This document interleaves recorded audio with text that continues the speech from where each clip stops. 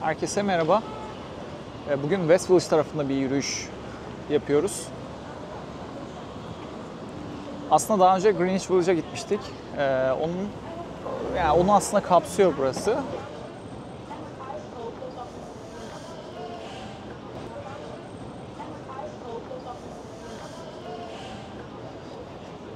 Şimdi oraya doğru böyle beraber birazcık yürüyüş yapalım.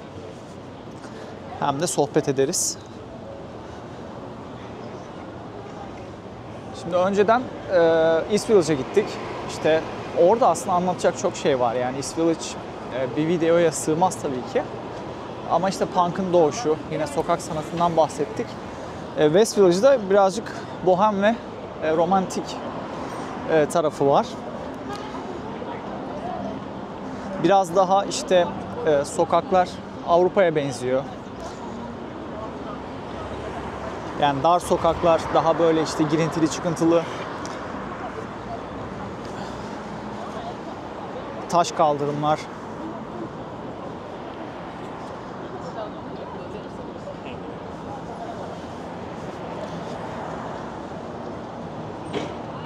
Şuradan şöyle girelim.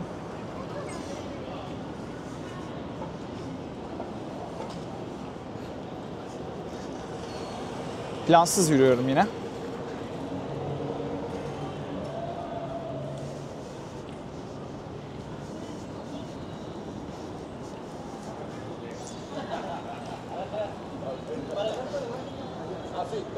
Şu an saat burada akşam 7.30 civarı. Gün batımı saatlerindeyiz.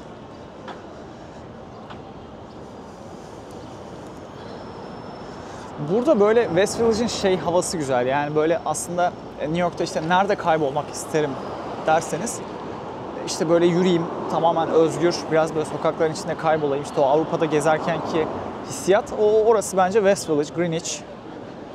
Çünkü dediğim gibi sokaklar böyle grid sisteminin dışında daha önce yapılmış bir yerleşim çünkü. Ve işte yani numaralı caddeler yerine ismini böyle kıvrımlı sokaklarda her sokağın ayrı bir ismi var. Bu da ayrı bir keşif hissi katıyor mahalleye.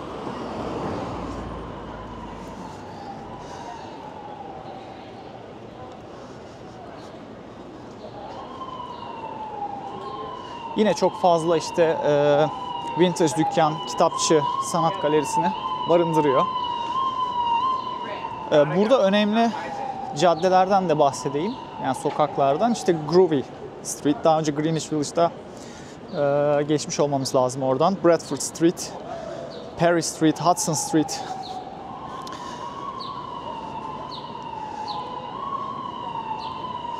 Mesela işte Bedford Street, Friends dizisinin çekildiği apartman.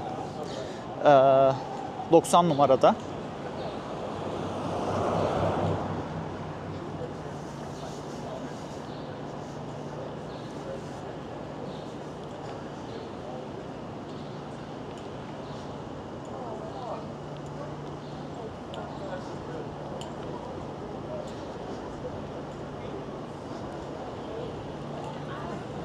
Burası uzun yıllar boyunca bohem yaşamın merkezi oluyor. 20. yüzyılın başlarından itibaren işte sanatçılar, müzisyenler, yazarlar bu bölgeye adeta akın ediyor.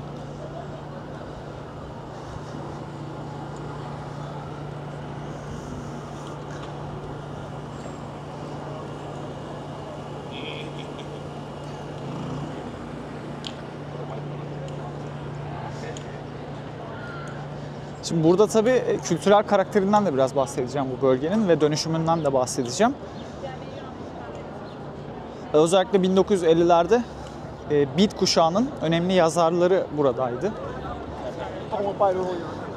Mesela Allen Ginsberg, Jack Kerouac. Yine 60'larda folk müziğinin doğuşuna tanıklık eden bir bölge. Bob Dylan. Yine işte dediğim gibi Greenwich Village'da da bahsetmiştik zaten. O bölgeye çok iç içe burası. Bob Dylan işte buralarda da Greenwich Village tarafında da, yani burası zaten çok iç içe müziğini icra ediyor.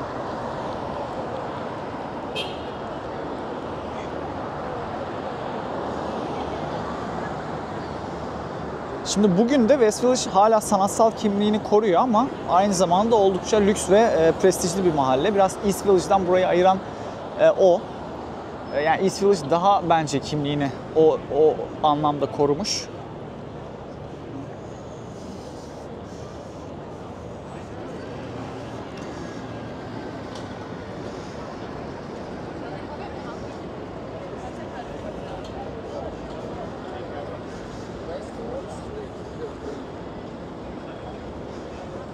Mesela Friends dizisi evet bu bölgede işte Bedford Street'te dedik ama aslında Friends dizisinin yaşatmak istediği, o vermek istediği his aslında East Village.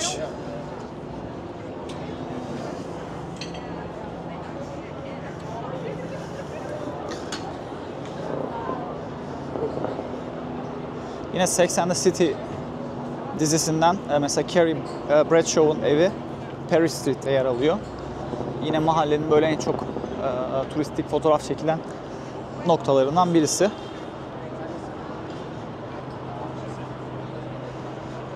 Bir yandan haritama da bakayım. Nereden gitsek? Şöyle gidelim.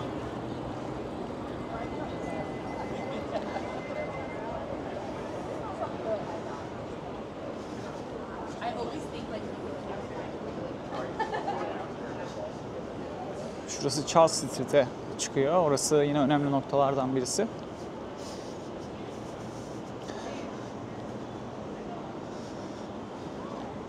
Şimdi bu mahallenin iki tane önemli aslında kültürel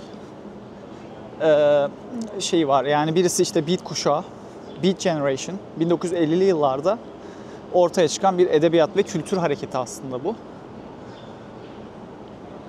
Yani sisteme, geleneksel Amerikan yaşam tarzına, işte savaşlara, tüketim toplumuna karşı çıkan bir kuşak.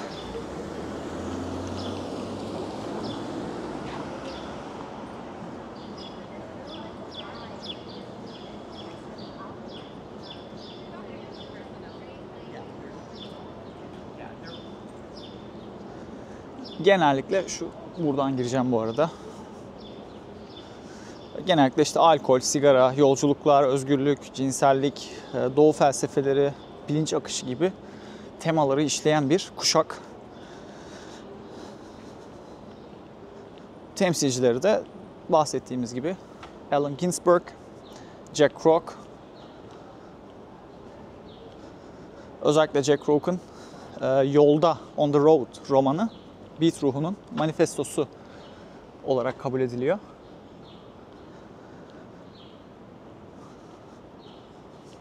Yine Allen Ginsberg'in mesela Hole şiiri dönemin sansüre uğrayan ve direnişi simgeleyen metinlerinden.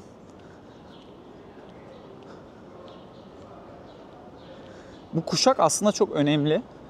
Yani günümüz sokak sanatından işte hip hop kültürüne kadar birçok şeye ilham olan bir jenerasyon. İşte Greenwich ve West Village onların yazdığı, tartıştığı, yaşadığı mahalleler aslında.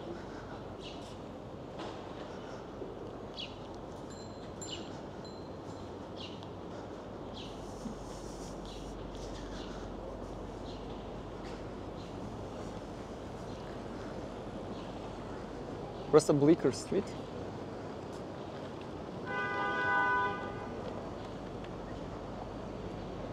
Bu Bleecker Street birçok işte butik, böyle daha tasarım, kıyafet satan dükkanların olduğu bir yer.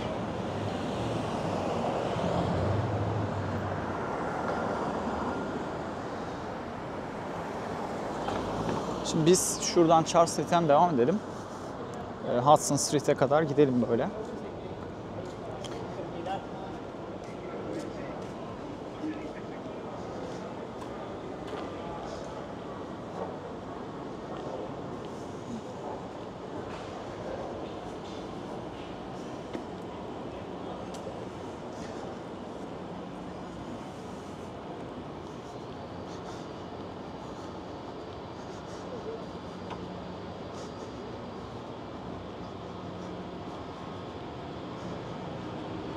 Az önce geçtiğimiz mesela Bleecker Street zamanında Bob Dylan, Jimi Hendrix gibi isimlerin sık takıldığı mekanlar oradaydı yani zamanında.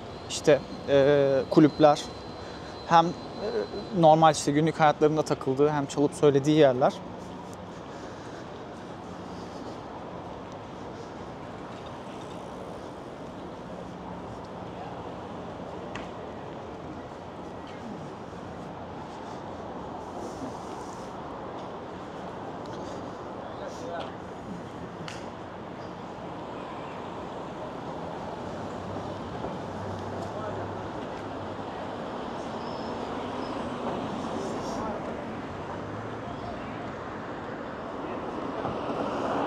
Şimdi burası da Hudson Street. Burası aslında Hudson Nehri'ne, şöyle ileride Hudson Nehri var. Oraya paralel uzanan böyle sessiz, zarif bir bölge.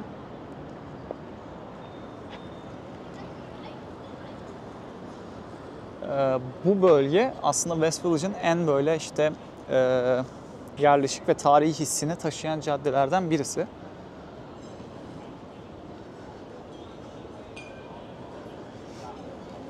Mesela East Village, West Village. Ben West Village'da yaşamak isterdim. East Village'da takılmak isterdim. Öyle benim için.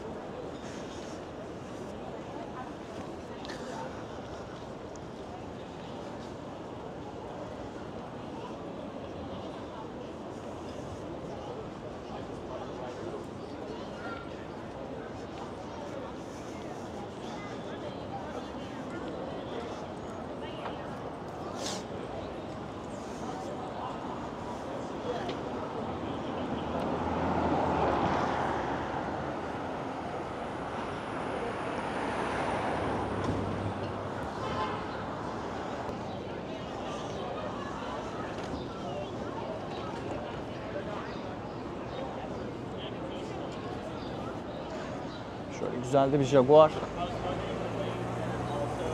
çekmek istedim.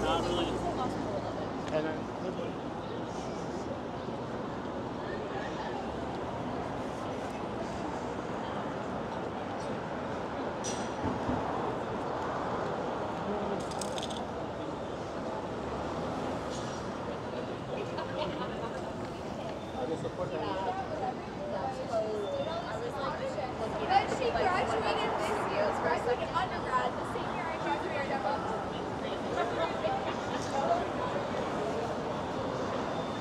Biraz şeyden de bahsetmek istiyorum. Videoyu yavaştan bitireceğim ama Bob Dylan'ın folk kültüründen.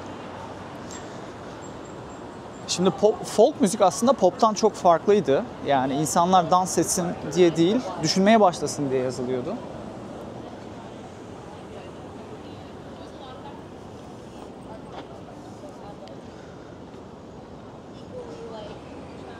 Dylan da ilk kez buradaki mekanlarda sahne aldı.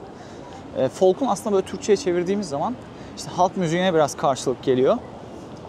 60'lara dayanıyor. Biraz daha işte akustik gitar temelli, söz odaklı bir müzik türü.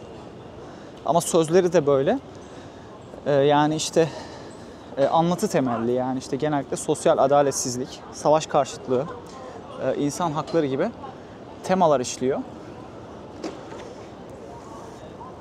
Minimalist bir müzik türü.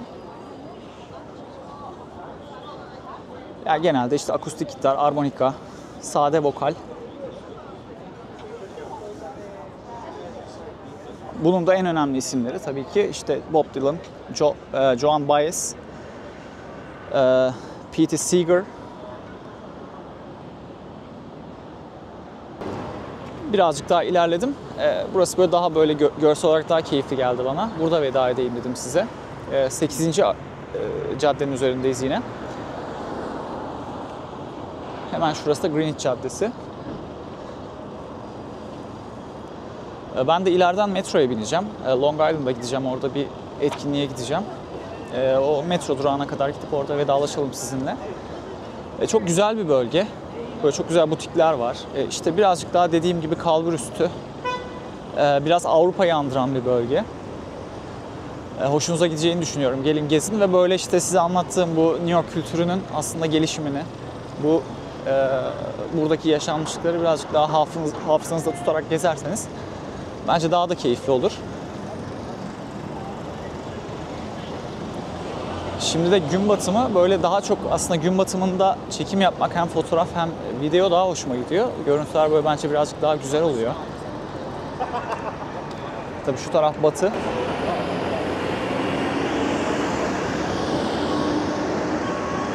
Şuradan metroya bineceğim ben de. Buraya kadar benimle yürüyüp bana eşlik ettiyseniz çok çok teşekkür ederim. Umarım keyif almışsınızdır. Bir sonraki videoda görüşmek üzere. Hoşça kalın.